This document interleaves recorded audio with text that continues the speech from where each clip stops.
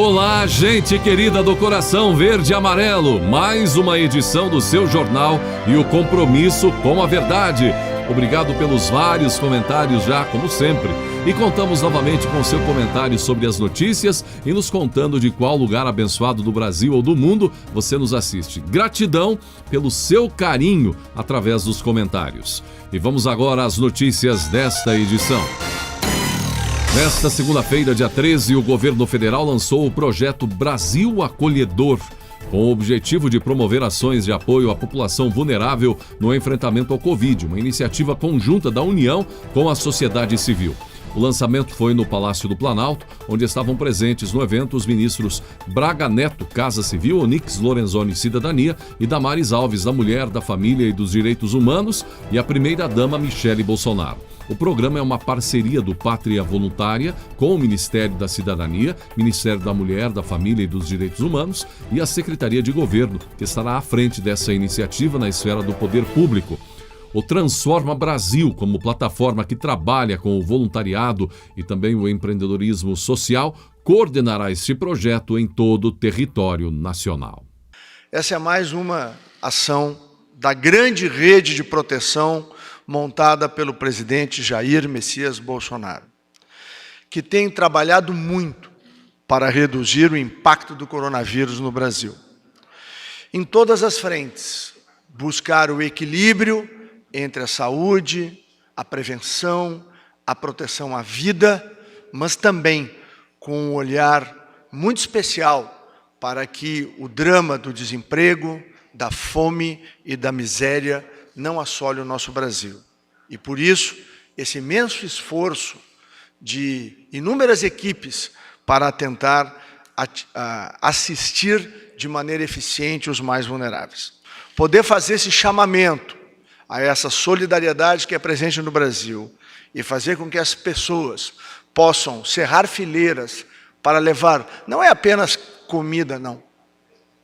Não é apenas recurso financeiro. É levar, sim, carinho, atenção e estímulo, para que assim como o sistema imunitário tem que estar fortemente estruturado e fortalecido, também a situação espiritual, emocional, psicológica dessas pessoas precisa. E gente, primeira-dama, precisa de gente. É insubstituível a voz humana, o toque, a solidariedade, a palavra. Hoje nasce, na verdade já nasceu há muito tempo nos nossos corações, nos nossos dedos, nas nossas reuniões virtuais, o Brasil Acolhedor. O que é isso? O que a gente vai fazer? O que a gente já estava fazendo, agora vem de uma forma consolidada, convidando a sociedade para nos ajudar a acolher. Esta é uma nação que naturalmente acolhe. Falar de acolhimento para o povo brasileiro é redundância. Este é um povo que acolhe. Se tem um povo no mundo que é solidário e que acolhe, é o povo brasileiro. Temos os nossos problemas, temos os nossos desafios, mas é uma nação com um povo extraordinário. E quando eu estou lá fora falando desse país, eu peço desculpa, falo, dá licença, eu vou falar da mais extraordinária nação do mundo. E eu vou falar do mais extraordinário povo do mundo, que é o povo brasileiro. Aí vem o Brasil Acolhedor, neste momento, apenas para reunir o que já está acontecendo no Brasil, mas nós descobrimos que nós podemos fazer muito mais, unindo sociedade civil, a iniciativa privada, e por isso vem o Brasil Acolhedor. O que vai ser feito a partir de hoje, com toda essa coordenação, eu creio que vai ficar na história. Michele, esse momento, os nossos netos vão ler nos livros de história. Esse momento em que o Brasil está passando e que a humanidade está passando, ministro. E eu tenho certeza que vai ter um capítulo especial sobre este momento, sobre a solidariedade do povo brasileiro, sobre o acolhimento do povo brasileiro. Vai ter um capítulo especial de como nós enfrentamos a crise juntos, acolhendo. A Operação Acolhida é o mais extraordinário projeto de acolhimento de imigrantes do mundo. O mundo inteiro está olhando para a Operação Acolhida e dizendo: isso é um exemplo de acolher com dignidade imigrantes. E sabe o que os nossos irmãos venezuelanos acolhidos falaram para mim ontem? A gente quer ajudar a cuidar do Brasil, em gratidão a tudo que vocês estão fazendo por nós. E sabe o que eles pediram ontem para mim? Mande máquinas, ministras. Mande máquinas para a gente costurar nos abrigos. Máscaras para todos os brasileiros. Vocês nos acolheram. E agora a gente quer acolher. Essa é a nação brasileira. E a gente vai tentar mandar algumas máquinas lá, Michele. Porque eles querem ajudar a cuidar do Brasil. Médicos que saíram da Venezuela, fugindo daquele regime sanguinário, ditador, e que estão lá em Boa Vista, sem clinicar, dizendo, a gente não quer um centavo. São 48 médicos morando ali. A gente não quer um centavo, a gente quer exercer nossa profissão de forma voluntária, para cuidar de brasileiros nesse período. É dessa forma. E desde que a crise chegou, os nossos telefones não param. O meu, o do ministro Onix, o do ministro Braga, especialmente da Michele, o povo se oferecendo para ajudar a acolher. E a gente precisava organizar toda essa oferta. E a gente precisava dizer para todo mundo, vamos embora, todo mundo junto. E hoje a gente entrega para o Brasil esse projeto extraordinário, que é o Brasil Acolhedor. Hoje nos reunimos com o objetivo de renovar a esperança e a fé no coração de cada um dos nossos brasileiros nesse momento de crise. Por meio da união, da solidariedade, vamos apoiar os mais necessitados. Com o lançamento do projeto Brasil Acolhedor, com o governo federal e a união com a sociedade civil, nós reafirmamos o nosso compromisso de não deixar ninguém para trás. Vamos vencer esse desafio juntos. E para vencermos, precisamos permanecer no caminho do acolhimento, do voluntariado e do amor. Minha gratidão à minha amada, querida ministra Damares, aos demais ministros, aos nossos secretários, ao Transforma Brasil, os voluntários e os ministérios envolvidos na iniciativa por sua dedicação incansável na busca por soluções para combater os efeitos negativos dessa pandemia. Agradeço às Casas Bahia por ter sido a primeira empresa a doar 1000 camas e 1000 colchões. Parabenizo as demais empresas e a população que tem ajudado os nossos cidadãos brasileiros a superarem as dificuldades advinhas da crise. Peço a Deus para que, após o fim dessa pandemia, possamos renascer mais fortes e mais unidos. Muito obrigada a todos e que Deus nos abençoe. Depois da participação conjunta do presidente Bolsonaro e do ministro da Saúde, ao lado do governador de Goiás em visita à construção do hospital de campanha em Águas Lindas, Goiás, no fim de semana, depois de Mandetta no Fantástico, o presidente Bolsonaro no SBT e desencontros nos pronunciamentos entre ambos, a pressão continua alta nas redes sociais, sobretudo porque Mandetta segue com seus posicionamentos em relação aos protocolos de isolamento, enquanto o presidente Bolsonaro continua defendendo o equilíbrio para evitar um colapso duplo entre saúde e questões como desemprego, fome e miséria da população. A entrevista de Mandetta ao Fantástico foi dada a partir do Palácio das Esmeraldas, sede do governo goiano, provavelmente com recomendações do governador de Goiás, Ronaldo Caiado, com quem inclusive o presidente Bolsonaro conversou no dia anterior. A situação fica complexa, porque com toda a pressão tóxica que a Globo vem fazendo sobre o governo Bolsonaro, por mais experiente que seja o entrevistado, fica muito vulnerável e cai facilmente nas armadilhas do entrevistador, caso este queira ser tendencioso ou polemizar. E claro, na Globo é assim mesmo, né? A situação fica um pouco mais complexa para Mandetta quando vimos quase no mesmo horário o próprio presidente Jair Bolsonaro participando da programação em outra emissora, o SBT. Sobre a cloroquina, o ministro da Saúde não falou. A boa vontade de Mandetta, expressa em sua fisionomia e seu tom calmo e ao mesmo tempo forte de falar, fica em xeque quando desconfiamos que ele pode estar aspirando um posicionamento político ao bater de frente com Bolsonaro, ciente que com a força de Bolsonaro e a própria presença de outro nome forte, como o ministro Sérgio Moro, neste meio, seu posicionamento político para postular o Palácio do Planalto já em 2022, até por apoio e por incentivo de companheiros do DEM, do Centrão, fica inviável por ali, por esse caminho. Portanto, seria um confronto mesmo com o presidente para forçar sua demissão. Portanto, gente, precisamos de muita inocência para acreditar que Maia, Alcolumbre e até o Ronaldo Caiado não estejam por trás da rigidez de Mandetta em seus posicionamentos, justamente para contrapor com Bolsonaro, que prefere o equilíbrio, contrapor para gerar um desgaste. No outro meio, nesta altura, Mandetta também pode estar até sendo considerado a alternativa para juntar o Centrão, o PSDB, que neste caso estaria abrindo mão e percebendo a dificuldade de João Dória perante a opinião pública nacional, e os petistas que sabem que dificilmente terão um nome competitivo a curto e médio prazo, além daquela cola que há entre Luciano Huck e Globo, impedindo que a emissora dos Marinhos não seja vista na face, na imagem de Luciano Huck, o que seria um empecilho muito complicado para convencer a opinião pública. O pragmatismo da velha política nem sempre acerta, mas não fica, não, um minuto sequer sem articulações cabulosas. Quem não lembra de um desenho animado chamado Corrida Maluca, onde o personagem tique vigarista e seu fiel escudeiro, o cão Muttley, estavam sempre dispostos a qualquer coisa para tomar a dianteira.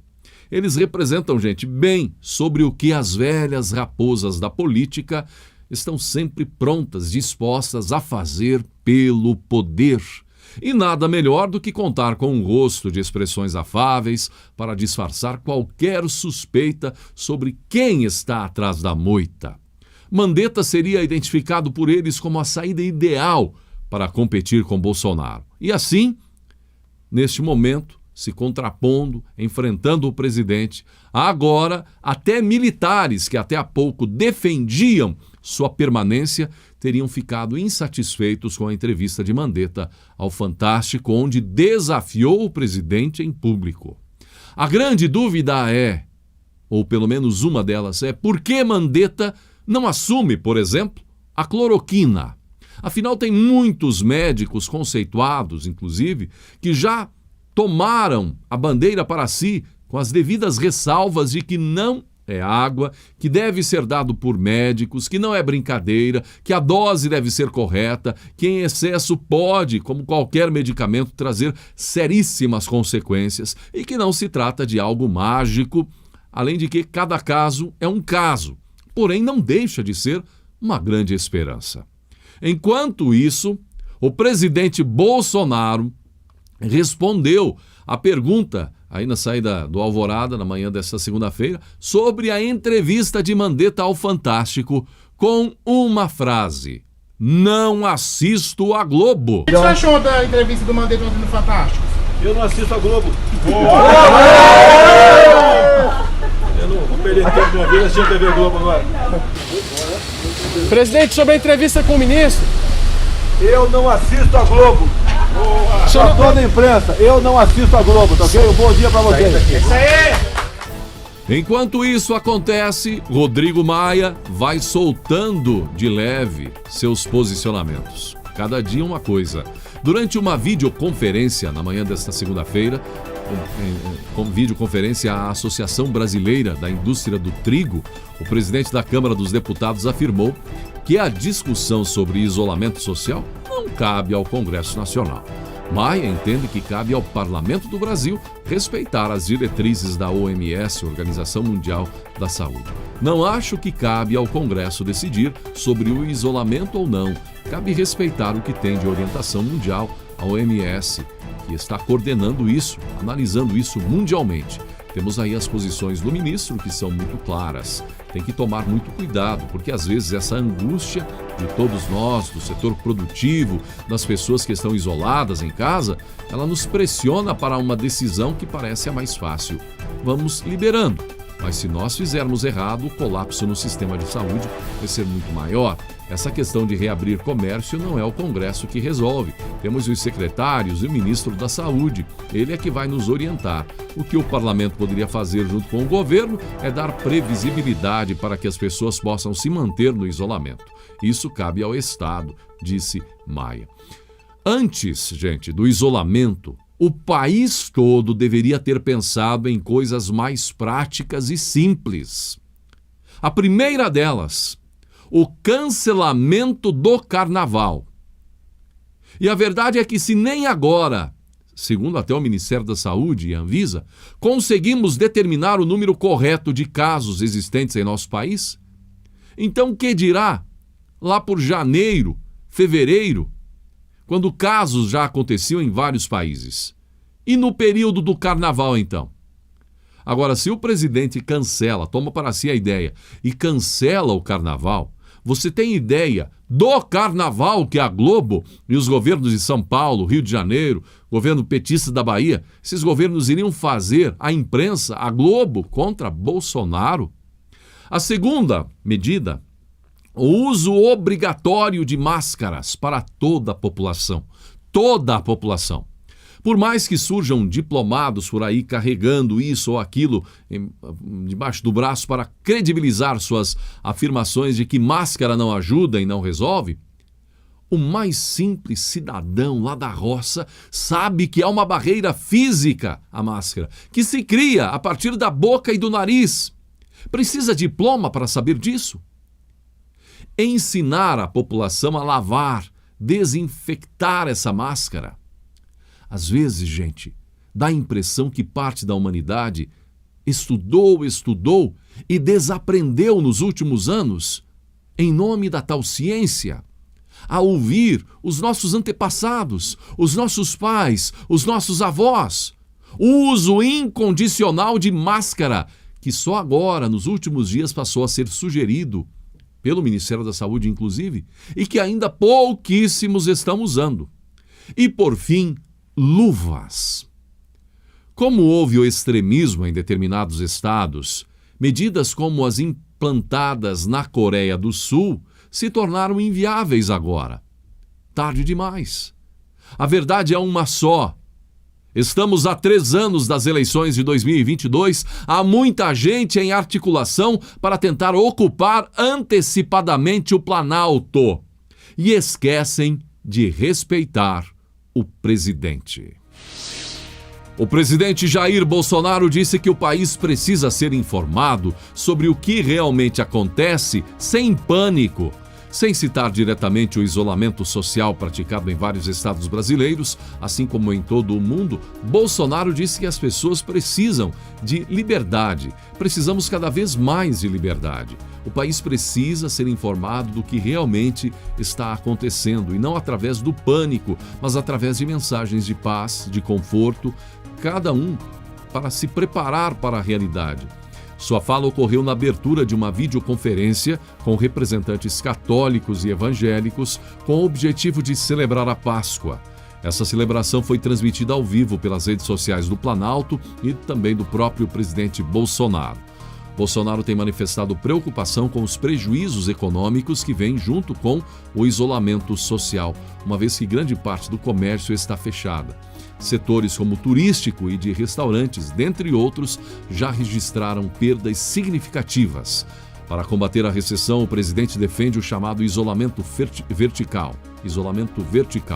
Nele, apenas os grupos de risco ficariam isolados em casa, ou seja, idosos e doentes crônicos ficariam em casa, enquanto jovens e adultos saudáveis, tomando as devidas medidas como as que citamos agora há pouco, luvas, máscaras, sairiam de casa para trabalhar normalmente. Bolsonaro começou sua fala afirmando que o Brasil é o país mais cristão do mundo. Disse que vivemos um momento difícil. Em seguida, acrescentou que só Deus tem a cura. Vivemos um momento difícil, sabemos quem pode nos curar nesse momento. Deus sempre, acima de tudo. Nós aqui na Terra temos que fazer a nossa parte, disse o presidente. O jornalista Augusto Nunes, em transmissão ao vivo em entrevista com João Dória, questionou o governador de São Paulo sobre um encontro entre governadores de alguns estados, incluindo Dória, com o embaixador chinês, de acordo com o que foi divulgado pelo site Brasil Sem Medo, em notícia de Fábio Gonçalves. Segundo ele, a notícia, a própria embaixada, inclusive da China, divulgou uma nota por webchat dando conta do encontro. Na entrevista com João Dória, Augusto Nunes reproduziu a informação ao próprio governador, com críticas ao modo com que a China reagiu aos primeiros casos em seu território, colocando hoje o mundo no pior desastre pós-grandes guerras. Com isso, Augusto Nunes insinuou uma parceria estranha entre a China e determinados governadores, incluindo Dória, e encurralou o governador de São Paulo para uma situação de difícil resposta. Até porque há dúvidas, inclusive. Até no final de semana vimos a prisão de elementos chineses com material de saúde roubado no aeroporto de Guarulhos, onde um dos elementos teria ligação diplomática com o governo chinês. Augusto Nunes deu a João Dória a oportunidade de esclarecer a notícia de sua participação com outros governadores nesta reunião privada e supostamente escondida com a embaixada da China. João Dória gaguejou e negou o encontro. E sem entrar na polêmica da questão isolamento ou não, trazemos a repercussão do número de paulistanos que foram às ruas no final de semana, o que no fim das contas foi um posicionamento contra o governador João Dória e também contra suas medidas. O mais incrível foi o completo silêncio por parte da Globo e até a própria CNN, por exemplo, com relação à motivação da população em ir às ruas. A mídia extremista traduziu o ato como uma afronta às determinações de isolamento. Já para quem foi às ruas, a motivação foi um grito em defesa da liberdade. Por falar em mídia, vimos nas últimas horas a polêmica envolvendo o pedido de moratória feito pelo grupo Record, que é controlado pelo bispo Edir Macedo. Muita polêmica, muita mídia, inclusive, a respeito dessa notícia nas últimas horas em todo o Brasil. Hoje, a reflexão traz esperança. A esperança de que vamos vencer o que é talvez o maior desafio dessa geração. A idosa Dona Gina Dalcoleto, que estava internada desde 1º de abril, após apresentar sintomas como tosse e confusão mental. Com 97 anos, ela recebeu alta neste domingo, dia 12, do Hospital Vila Nova Star, em São Paulo, depois de ser tratada contra o Covid utilizando o medicamento que o presidente Jair Bolsonaro tem tanto defendido, inclusive com o uso já no início dos sintomas, o presidente defende. Dona Gina, além do tremendo desafio e por estar no grupo de risco, ainda tinha outros agravantes: 2 stents no coração e teve inflamação cardíaca e pulmonar desde que foi internada. No hospital, ela foi tratada com antibióticos diuréticos, corticoides e cloroquina e deixou o hospital neste domingo com os aplausos dos médicos e da equipe do hospital. Moradora de Santos, São Paulo, Dona Gina voltou para casa, onde reviu os familiares, entre eles meia dúzia de netos e 5 bisnetos. Segundo Ludmila Ajar, cardiologista e intensivista do Hospital Vila Nova Star, Dona Gina estava em situação difícil. Ela estava muito fraca, com a oxigenação em 75%, quando tem que ser no mínimo 93%. Trouxemos ela imediatamente para a UTI, onde ficou por 5 dias. A cloroquina foi usada por 5 dias, com a paciente internada e sob uma avaliação criteriosa de eventos adversos que poderiam ser causados pelo medicamento e que, felizmente, não aconteceram com esta paciente. A história da Dona Gina compartilhamos aqui com positivismo, esperança e, sobretudo, fé. É muito mais fácil passar pelos vales quando vamos confiantes do que quando apostamos no desespero. Não é de hoje que o desespero da Ibope, da audiência, e não é à toa que emissoras de televisão e a própria internet apostam tanto no pior, porque para eles, quanto pior, melhor. Ainda mais quando seus trabalhos são contra também um presidente da República. Nós, brasileiros do coração verde e amarelo, sigamos confiantes. De fato, é um grande desafio para todos. Não é brincadeira, não existe mágica. O próprio medicamento proposto deve ser usado estritamente com acompanhamento médico. Mas seguimos confiantes. Pedimos a Deus que os médicos do nosso Brasil não restringam o acesso a ele por questões ideológicas e políticas. Sigamos com fé. Com fé, nos aproximamos de Deus e muito mais da vitória. Que Deus abençoe a você e a sua família e também a nossos profissionais e pacientes, profissionais da saúde e pacientes de todo o Brasil.